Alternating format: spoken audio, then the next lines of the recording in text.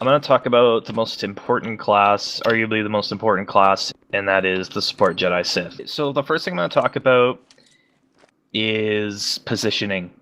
Now, the first thing you should know is there are about 4 different levels or tiers of people who play Jedi and Sith. There's tier 4, which is, this is your regular person who's in like a regular sort of newish Jedi who's trying to play support. So this is a tier 4 type guy. This is the type of stuff he does. So tier 4s are usually guys who stand in the middle of main here, right? But if, for instance, Otter were to throw a nade at me, oh, I could push it back, right? And that's kind of like a tier 4. So they're able to do the basic stuff.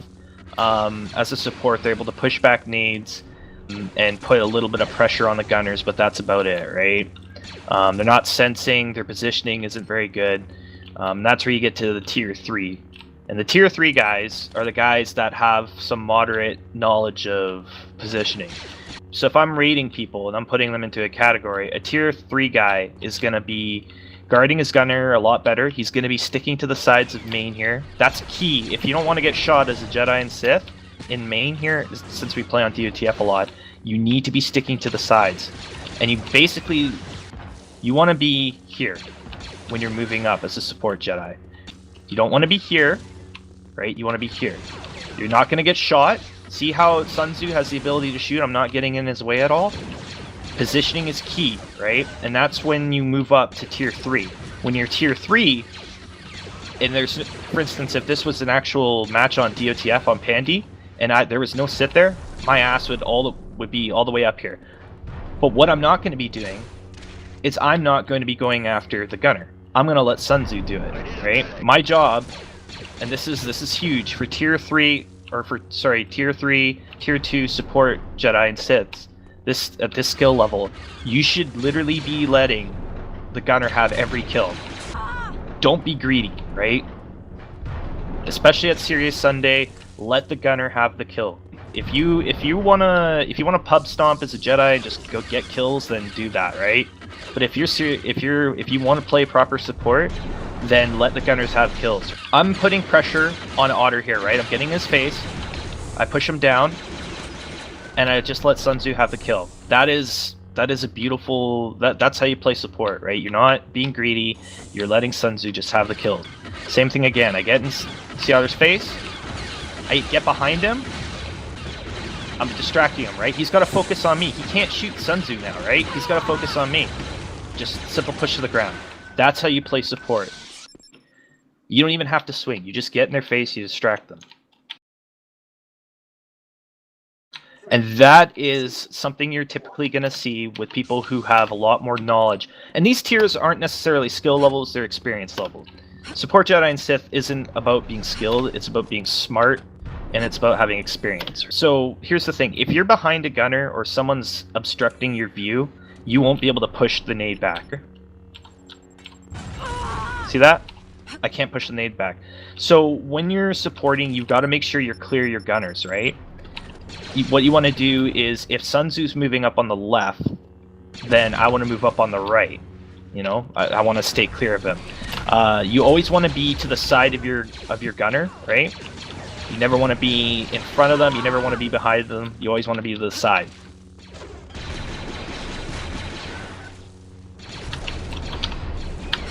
And make sure they've always got a firing line, right? So now this is where I'm supposed to be. And here's the thing. All I have to do is just run into Sea Otter, push him down, easy kill for Sun Tzu, right? That's all you gotta do. Another big thing that I'm doing is I'm jumping over lines of fire, right? So what I'm doing is I'm always allowing Sun Tzu the ability to fire. I'm gonna be jumping over lines of fire, areas of fire, doing all that type of stuff, right? Using wall runs to my advantage. Show you guys that quickly. And that's part of positioning.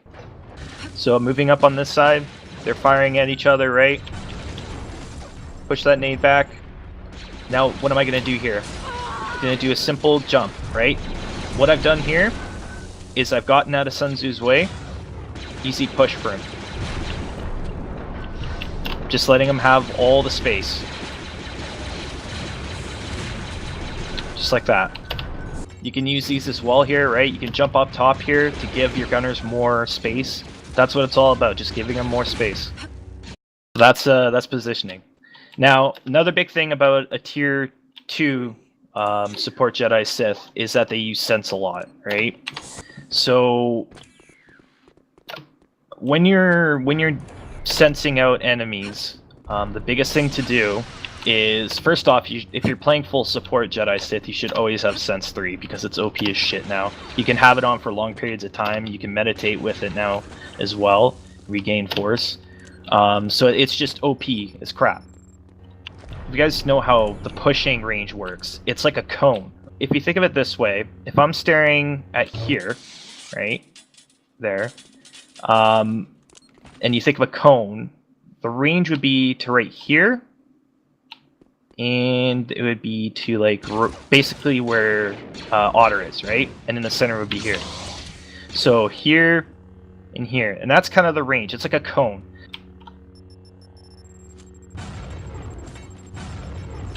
So even though it wasn't necessarily aimed at Sea Otter, like I didn't have my crosshair on him to throw the nade back, I had it to the side, and I was still able to push it. As long as they're within view, you can push that back. And an interesting thing is that even if you're turned away from them, you can still push nades right back into them as long as you do it right. So if a nade is on my right side, I can still push it right back to Sea Otter. Just like that. Right? That's why you need to call that shit out. And that sometimes it's better if you see a gunner, if you see someone throwing a nade and the gunner's just gonna go for the door, right? And try to move in, just let the gunner die. Like you're just gonna have to do it. If you still got gunners alive, then just let him kill himself. And that's why, like in Series Sunday, support Jedi and Sith should always be the first ones to check doors, right? Because you've got that ability to sense. We're in here. We're not going to be moving up because Spatula has got good positioning. We've got Sea Otter throwing down fire. So what I'm going to do here is I'm going to say Fire Strike, go ahead and blob Spatula. Now, of course, we wouldn't be in the same channel for this and say Series Sunday, but I'd say Fire Strike, go ahead, blob Spatula. Sun Tzu, light him up when he's on the ground, right?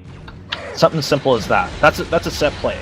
Now, Spatula is smart. He's got good positioning, so if he gets blobbed, he can roll back in. But continuous blobs on a Sith, especially a support Sith, can cause a lot of issues. And people who've ever played Sith and Pandemonium know that getting blobbed is, if you're in the wrong spot, you can get sniped, right? If you don't have a place to fall back to. So if everyone's watching Spatula right now, notice how when he gets blobbed, he's rolling into an area that he's safe. So make sure that you always have a fallback space as a support Jedi and Sith. Right? He's got another safe spot. This is a really good position here if you're playing on DOTF to support as a Sith. You can just you can take cover here. If you get blobbed, you can roll back in. Again, it's all about positioning, right? When you're in this area here, you're able to push them as much as you want. Spatula can push Fire Strike and Sun Tzu if they try to throw nades, right? So you can just constantly keep pushing them back. Yeah, it's a really good spot. It stops gunners from moving up in main.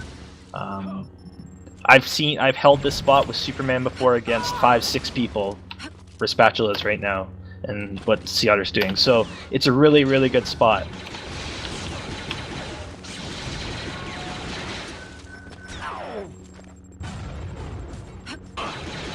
Another big thing, as I said before, guys, is we're having a little skirmish here. Spatula's got good positioning. He could use a little bit more help from his gunner, though, because Fire Strike's in a really good spot to blob him. Right? Am I in a good spot right now? I'm not in a very good spot. I'm in a good spot to push nades, right? Now, what I'm going to be doing here is I'm not going to be engaging Spatula because I know I've got gunners. I've got Fire Strike still left here. What am I going to do? I'm in the wrong spot. I'm going to move to the side, give him the distance. Just able to push the nade back. And always make sure, guys, and here's another huge thing. Always make sure you give yourself lots of room to push nades, right? Don't get too close to the gunner. One of the most difficult things to do is push a nade at close range. If you have one of those retard soldiers, ETs that are gonna suicide with a nade. They can walk right up to a Sith, and that puts a lot of pressure on. That would put a lot of pressure on Spat because now he's got to compensate for that nade distance. So sometimes it's good to give yourself as much distance as possible. So if, for instance, Firestrike had a nade and he was getting close to Spat, Spat most likely is either gonna go for a quick. Wow, Sun Tzu. It's either gonna go for. Spat's either gonna kill Firestrike or he's gonna back up and try to get more distance to push the nade. A support Jedi Sith will always try to give themselves distance to push the nade back. Their job's to protect their team. Roger. No big jumps. None of this. I don't want to see jumps flips like this ever, even if you're just doing it for fun. What do you mean? Saying all the best Jedi jump all the way. Don't do that, please. You're wasting your FP. You're gonna get shot.